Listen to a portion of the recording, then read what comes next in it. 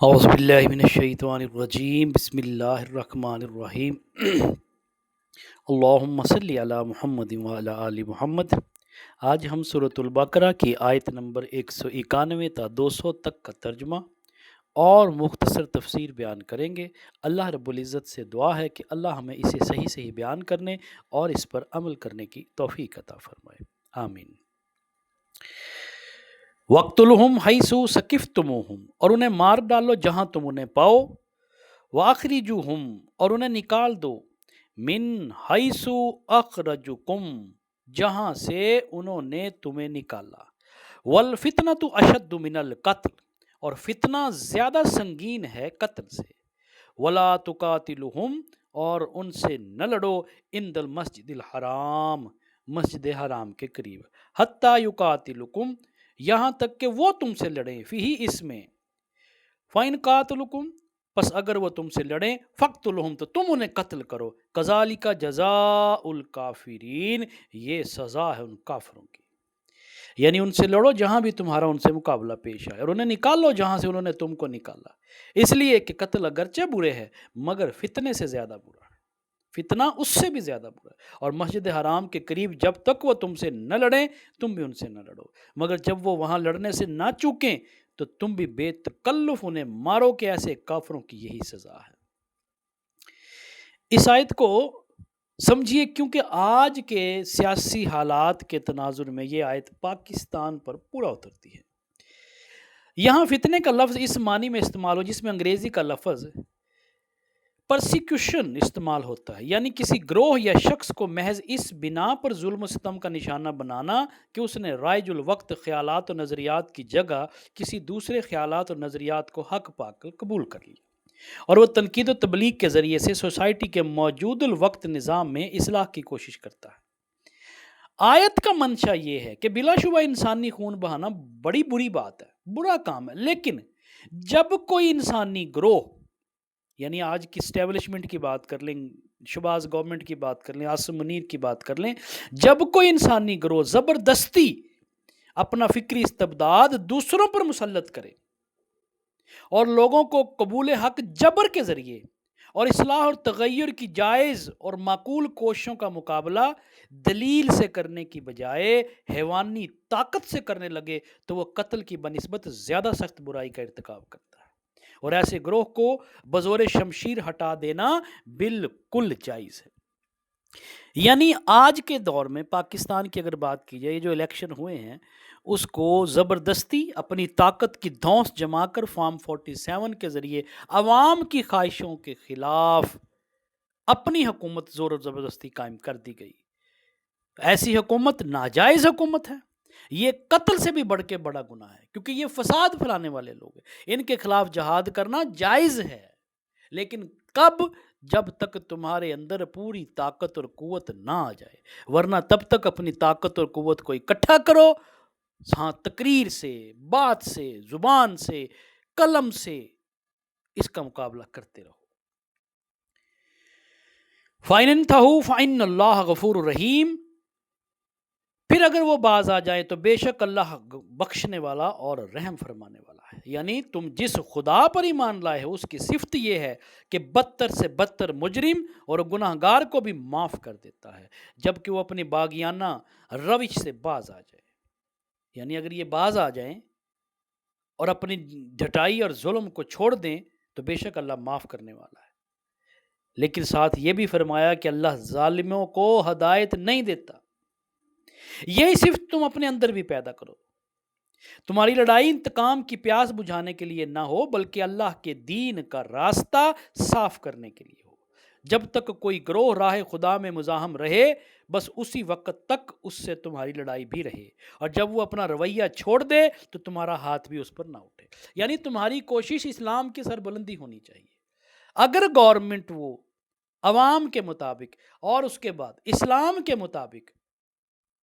اپنے فیصلے کرے، اسلام قوانین کا نفاذ کرے، جیسے سود آج کل عام ہے، شراب کی فیکٹریاں بنی ہوئی ہیں، ظلم و ستم عام ہے، کوئی انصاف نہیں ہے، تو اسلام نام کی کوئی چیز نہیں ہے۔ اس کو صرف اسلامی جمہوریہ پاکستان نام دیا گیا ہے، ورنہ اس میں اسلام نہیں ہے۔ تو ایسی صورتحال میں آپ نے پوری کوشش کرنی ہے کہ اسلامی نظام آ جائے۔ پھر جو گورنمنٹ اسلامی نظام لے آئے، ہاں پھر اس کے خلاف آپ نے جہاد نہیں کرنا، کیونکہ آپ کا مقصد جو تھا وہ اسلامی نظام کو لانا تھا۔ جب اسلامی نظام آ گیا، اب ہماری کوئی ذاتی لڑائی ان سے نہیں ہے۔ وقاتلہم، اور تم ان سے لڑو، حتی لا تکون فتنہ، یہاں تک کہ کوئی فتنہ باقی نہ رہے، ویکون الدین للہ، اور ہو جائے دین اللہ کے لیے۔ فانتہوا، پر اگر وہ آپ باز آ جائیں، فلا عدوان، تو نہیں زیادتی، الا علی الظالمین، سوائے ظالموں پر، یعنی تم ان سے لڑتے رہو یہاں تک کہ فتنہ باقی نہ رہے اور دین اللہ کے لیے ہو جائے۔ پھر اگر وہ باز آ جائیں تو سمجھ لو کہ ظالموں کے سوا اور کسی پر دست درازی روا نہیں ہے۔ یہاں فتنہ کا لفظ اوپر کے معنی سے زیادہ مختلف معنی میں استعمال ہوا۔ سیاق و سباق سے صاف ظاہر ہے کہ اس مقام پر فتنے سے مراد وہ حالت ہے جس میں دین اللہ کے بجائے کسی اور کے لیے ہو، اور لڑائی کا مقصد یہ ہے کہ یہ فتنہ ختم ہو جائے اور دین صرف اللہ کے لیے ہو۔ پھر جب ہم لفظ دین کی تحقیق کرتے ہیں تو پتہ چلتا ہے کہ عربی زبان میں دین کے معنی اطاعت کے ہیں، اور اصطلاحاً اس سے مراد وہ نظام زندگی ہے جو کسی کو بالا تر مان کر اس کے احکام و قوانین کی پیروی میں اختیار کیا جائے۔ پس دین کی اس تشریح سے یہ بات خود واضح ہو جاتی ہے کہ معاشرے کی وہ حالت جس میں بندوں پر بندوں کی خدائی فرما روائی قائم ہو، اللہ کی بادشاہی قائم ہو، اللہ کا نظام قائم ہو، اور جس میں اللہ کے قانون کے مطابق زندگی بسر کرنا ممکن نہ رہے، وہ فتنے کی حالت ہے۔ اور اسلامی جنگ کا مطمع نظریہ یہ ہے کہ اس فتنے کی جگہ ایسی حالت ہو جس میں بندے صرف اور صرف قانون الہی کے مطیع بن کر رہیں۔ اور ان کے باز آ جانے سے مراد کافروں کا اپنے کفر و شرک سے باز آ جانا نہیں، بلکہ فتنہ سے باز آ جانا ہے۔ کافر، مشرک، دہریے، ہر ایک کو اختیار ہے کہ جو اپنا جو عقیدہ رکھتا ہے رکھے، جس کو چاہے عبادت کرے یا کسی کی نہ کرے۔ اس گمراہی سے اس کو نکالنے کے لیے ہم اسے فہمائش اور نصیحت کریں گے، مگر اس سے لڑیں گے نہیں۔ لیکن یہ حق ہرگز نہیں ہے کہ خدا کی زمین پر خدا کے قانون کے بجائے اپنے باطل قوانین جاری کرے اور خدا کے بندوں کو غیر از خدا کسی کا بندہ بنائے۔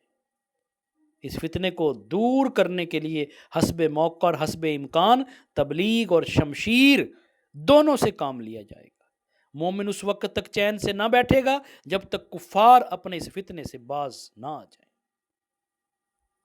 اور یہ جو فرمایا کہ اگر وہ باز آ جائیں تو ظالموں کے سوا کسی پر دست درازی نہ کرو، تو اس سے یہ اشارہ نکلتا ہے کہ جب نظام باطل کی جگہ نظام حق قائم ہو جائے تو عام لوگوں کو تو معاف کر دیا جائے گا، لیکن ایسے لوگوں کو سزا دینے میں اہل حق بالکل حق بجانب ہوں گے جنہوں نے اپنے دور اقتدار میں نظام حق کا راستہ روکنے کے لیے ظلم و ستم کی حد کر دی ہو۔ اگرچہ اس معاملے میں بھی مومنین صالحین کو زیب یہی دیتا ہے کہ عفو درگزر سے کام لیں اور فتح یاب ہو کر ظالموں سے انتقام نہ لیں، مگر جن کے جرائم کی فہرست بہت زیادہ ہے، جنہوں نے اپنی زندگی میں کیے ہی ظلم ہوں گے، ان کو سزا دینا بالکل جائز ہے۔ اور اس اجازت سے خود نبی اکرم صلی اللہ علیہ وآلہ وسلم نے بھی فائدہ اٹھایا، جن سے بڑھ کر عفو درگزر کے شایان شان کسی کے نہ تھا۔ چنانچہ جنگ بدر کے قیدیوں میں سے عقبہ بن ابی معیط، نضر بن حارث کا قتل اور فتح مکہ کے بعد آپ کا آدمیوں کو عام معافی سے مستثنی فرمانا اور پھر ان میں سے 4 کو سزائے موت دینا اسی اجازت پر مبنی تھا۔ شہر الحرام، حرمت والا مہینہ، بشہر الحرام بدلہ ہے حرمت والے مہینے کا، والحرمات، اور یہ حرمتیں ہیں، قصاصن،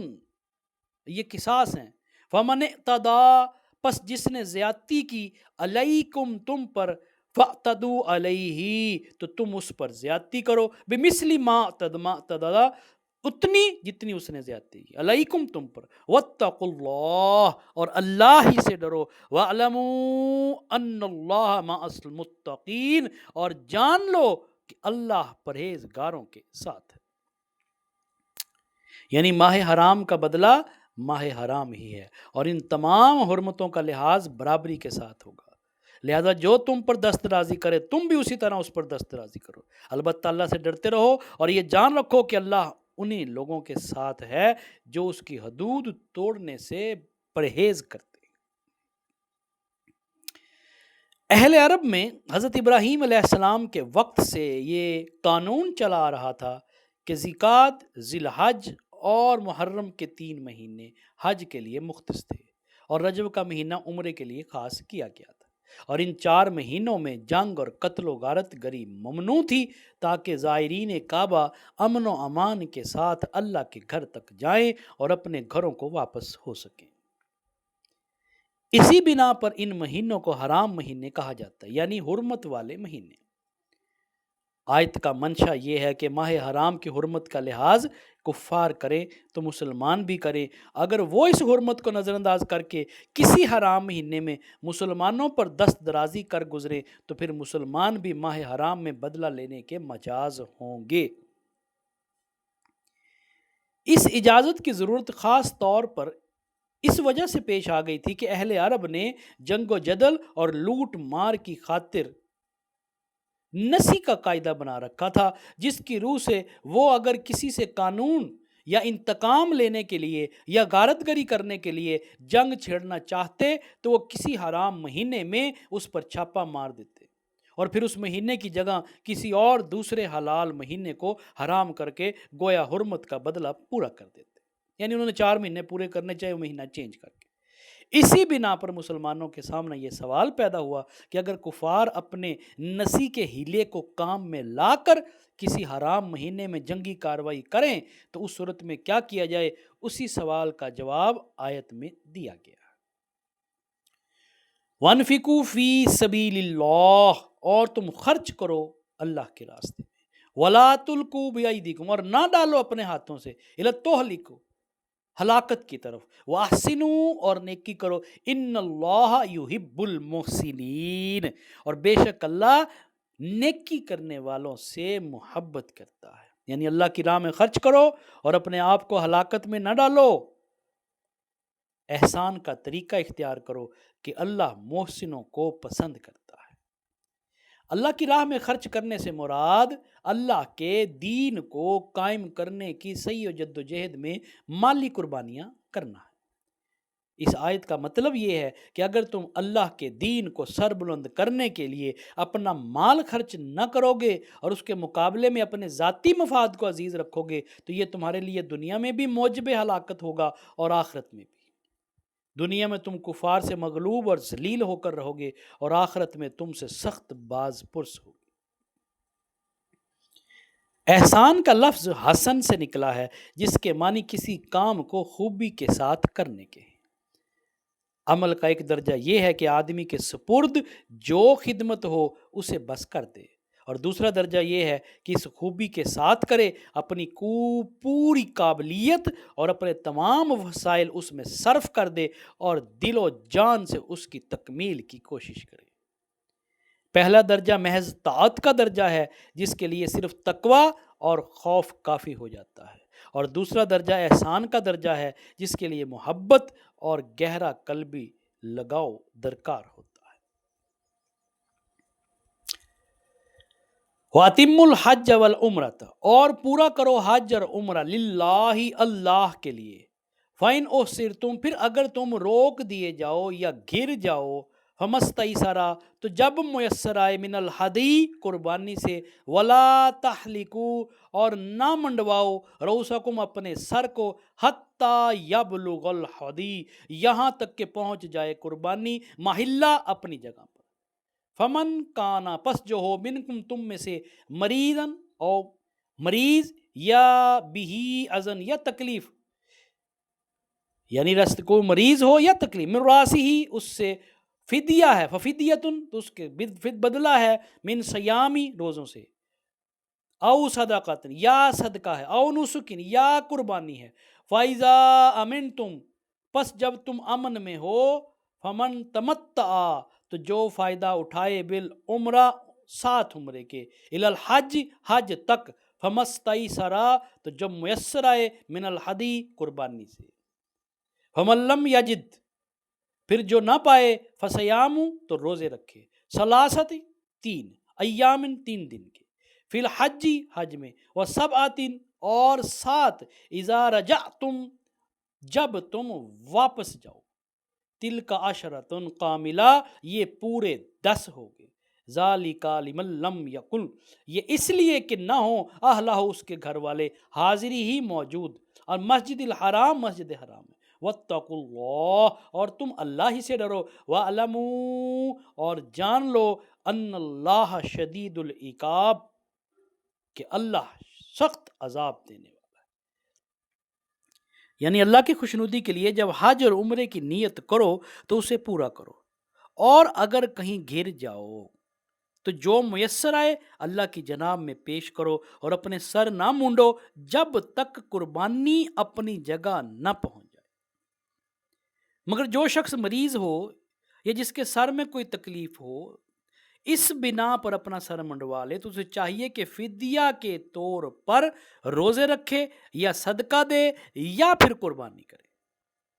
پھر اگر تمہیں امن نصیب ہو جائے اور تم حج سے پہلے مکے پہنچ جاؤ تو جو شخص تم میں سے حج کا زمانہ آنے تک عمرے کا فائدہ اٹھائے وہ حسب مقدور قربانی کر دے، اور اگر قربانی میسر نہ ہو تو 3 روزے حج کے زمانے میں اور 7 گھر پہنچ کر، اس طرح پورے 10 روزے رکھ لے۔ یہ رعایت ہے ان لوگوں کے لیے جن کے گھر بار مسجد حرام کے قریب نہ ہوں، اور اللہ کے ان احکام کی خلاف ورزی سے بچو اور جان لو کہ اللہ سخت سزا دینے والا ہے۔ یہ بڑی امپورٹنٹ آیت ہے حج کے حوالے سے۔ یعنی اگر راستے میں کوئی ایسا سبب پیش آ جائے جس کی وجہ سے آگے جانا غیر ممکن ہو اور مجبوراً رک جانا پڑے تو اونٹ، گائے، بکری میں سے جو جانور بھی میسر ہو اللہ کے لیے قربان کر دو۔ اس بات میں اختلاف ہے کہ قربانی کے اپنی جگہ پہنچ جانے سے کیا مراد ہے۔ فقہائے حنفیہ کے نزدیک اس سے مراد حرم ہے، یعنی اگر آدمی راستے میں رک جانے پر مجبور ہو تو اپنی قربانی کا جانور یا اس کی قیمت بھیج دے تاکہ اس کی طرف سے حدود حرم میں قربانی کی جائے۔ اور امام مالک اور شافعی رحمہ اللہ کے نزدیک جہاں آدمی گر گیا وہیں قربانی کر دینا مراد ہے۔ سر مونڈنے سے مراد حجامت ہے، مطلب یہ ہے کہ جب تک قربانی نہ کر لو سر نہ منڈواؤ۔ حدیث سے پتہ چلتا ہے کہ نبی اکرم صلی اللہ علیہ وآلہ وسلم نے اس صورت میں 3 دن کے روزے رکھنے یا 6 مسکینوں کو کھانا کھلانے یا کم از کم 1 بکری ذبح کرنے کا حکم دیا۔ یعنی وہ سبب دور ہو جائے جس کی وجہ سے مجبوراً تمہیں راستے میں رک جانا پڑا تھا، چونکہ اس زمانے میں حج کا راستہ بند ہونے اور حاجیوں کے رک جانے کی وجہ زیادہ تر دشمن اسلام قبیلوں کی مزاحمت رہی ہے۔ اس لیے اللہ تعالیٰ نے اوپر کی آیت میں گر جانے اور ان کے مقابل یہاں امن نصیب ہو جانے کے لفظ استعمال کیے ہیں۔ لیکن جس طرح گر جانے کے مفہوم میں دشمن کی مزاحمت کے علاوہ دوسرے تمام معنی شامل ہیں، اسی طرح امن نصیب ہو جانے کا مفہوم بھی ہر معنی اور مزاحم چیز کے دور ہو جانے پر حاوی، ہر طرح کا ڈر، خوف، پریشانی، ظلم، دشمن سے دور ہو کے جب آپ سیف آ جائیں تب آپ اس کا مطلب سمجھیں گے۔ عرب جاہلیت میں یہ خیال کیا جاتا تھا کہ ایک ہی سفر میں حج اور عمرہ دونوں ادا کرنا گناہ عظیم ہے، اور ان کی خود ساختہ شریعت میں عمرے کے لیے الگ اور حج کے لیے الگ سفر کرنا ضروری تھا۔ اللہ تعالیٰ نے اس قید کو اڑا دیا اور باہر سے آنے والوں کے ساتھ یہ رعایت فرمائی کہ وہ ایک ہی سفر میں عمرہ اور حج دونوں کر سکتے ہیں، البتہ جو لوگ مکہ کے آس پاس میقاتوں کی حدود کے اندر رہتے ہیں، یعنی جہاں پہ احرام باندھا جاتا ہے چاروں طرف، انہیں اس رعایت سے مستثنیٰ قرار دیا گیا، کیونکہ ان کے لیے عمرے کا سفر الگ اور حج کا سفر الگ کرنا کچھ مشکل نہیں۔ حج کا زمانہ آنے تک عمرے کا فائدہ اٹھانے سے مراد یہ ہے کہ آدمی عمرہ کر کے احرام کھول لے اور ان پابندیوں سے آزاد ہو جائے جو احرام کی حالت میں لگائی گئی ہیں، پھر جب حج کے دن آئیں تو ازسر نو احرام باندھ لے۔ الحج اشہرم معلومات، حج مہینے ہیں، معلوم مہینے. فمن فرضا، پس جس نے فرض کر لیا، فیہن الحج، اس میں حج کو، فلا رفسا، تو نہ بے پردہ ہو، ولا فسوق، اور نہ ہی گالی دے، ولا جدالا فی الحج، اور حج میں نہ ہی جھگڑا کرے. وما تفعلوا، اور جو تم کرو گے، من خیر، نیکی سے، یعلمہ اللہ، اللہ اسے جانتے ہے. وتزودوا، اور جو بھی تم زاد راہ لے لیا کرو، فإن خیر، بے شک بہتر ہے، زاد التقوی، تک زاد راہ تقوی. واتقون، اور مجھے سے ڈرو، یا اولی الالباب، اے عقل والو. حج کے مہینے سب کو معلوم ہے. جو شخص ان مقرر مہینوں میں حج کی نیت کر لے، اسے خبردار رہنا چاہیے کہ حج کے دوران میں ان سے کوئی شہوانی فعل، کوئی بدعملی، کوئی لڑائی جھگڑے کی بات سرزد نہ ہو. اور جو نیک کام کو تم کرو گے، اللہ اس کو جانتا ہے. سفر حج کے لیے سامان ساتھ لے جاؤ. ہاں، سب سے بہتر زاد راہ، سب سے بہتر سامان پرہیزگاری ہے. پس اے عقل والو، میری نافرمانی سے بچو. یعنی احرام کی حالت میں میاں اور بیوی کے درمیان نہ صرف تعلق زن و شو ممنوع ہے، بلکہ ان کے درمیان کوئی ایسی گفتگو بھی نہ ہونی چاہیے جو رغبت شہوانی پر مبنی ہو. تمام معصیت کے افعال اگرچہ بجائے خود ناجائز ہیں، لیکن احرام کی حالت میں ان کا گناہ بہت زیادہ سخت ہے. یعنی وہ عام حالت میں بھی نہیں کرنے چاہیے، لیکن احرام کی حالت میں تو بہت زیادہ سخت ہے، حتیٰ کہ خادم کو ڈانٹنا تک بھی جائز نہیں. جاہلیت کے زمانے میں حج کے لیے زاد راہ ساتھ لے کر نکلنے کو ایک دنیا دارانہ فعل سمجھا جاتا تھا، اور ایک مذہبی آدمی سے یہ توقع کی جاتی تھی کہ وہ اللہ کے گھر کی طرف دنیا کا سامان لیے بغیر جائے گا. اس آیت میں ان کے اس غلط خیال کی تردید کی گئی اور انہیں بتایا گیا کہ زاد راہ نہ لینا کوئی خوبی نہیں ہے. اصل خوبی اللہ کا خوف اور اس کے احکام کی خلاف ورزی سے اجتناب اور زندگی کا پاکیزہ ہونا ہے.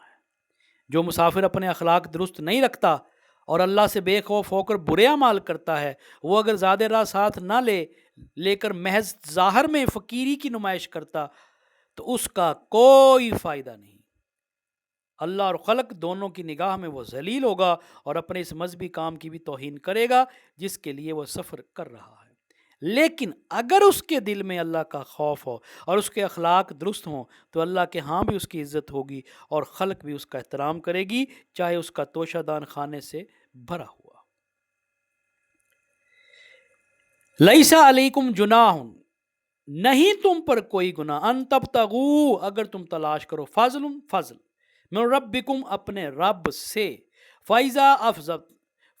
افضتم، پھر جب تم لوٹو، من عرفات، عرفات سے، فاذکروا اللہ، تو پھر اللہ کو یاد کرو، عند المشعر الحرام، مشعر حرام کے قریب، واذکروہ، اور اسے یاد کرو، کما ہداکم، جیسے اس نے تمہیں ہدایت دی، وَإِن كُنتُم مِّن قَبْلِهِ لَمِنَ الضَّالِّينَ، اور گرچہ تم اس سے پہلے گمراہ تھے، ناواقف تھے. یعنی اگر حج کے ساتھ ساتھ تم اپنے رب کا فضل تلاش کرتے جاؤ تو اس میں کوئی مذائقہ نہیں ہے. پھر جب عرفات سے چلو تو مزدلفہ کے پاس ٹھہر کر اللہ کو یاد کرو. مشعر حرام مزدلفہ کو کہتے ہیں، اور اس طرح یاد کرو جس کی ہدایت اس نے تمہیں دی ہے، ورنہ اس سے پہلے تم لوگ بھٹکے ہوئے تھے.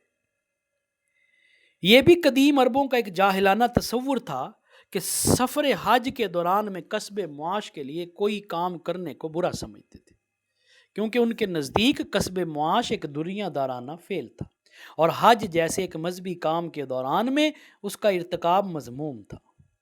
قرآن اس خیال کی تردید کرتا ہے اور انہیں بتاتا ہے کہ ایک خدا پرست آدمی جب اللہ کے قانون کا احترام ملحوظ رکھتے ہوئے اپنی معاش کے لیے جد و جہد کرتا ہے تو دراصل اپنے رب کا فضل تلاش کرتا ہے اور کوئی گناہ نہیں کرتا.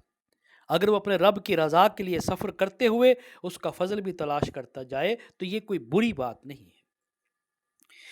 یعنی جاہلیت کے زمانے میں اللہ کی عبادت کے ساتھ جن دوسرے مشرکانہ اور جاہلانہ افعال کی آمیزش ہوتی تھی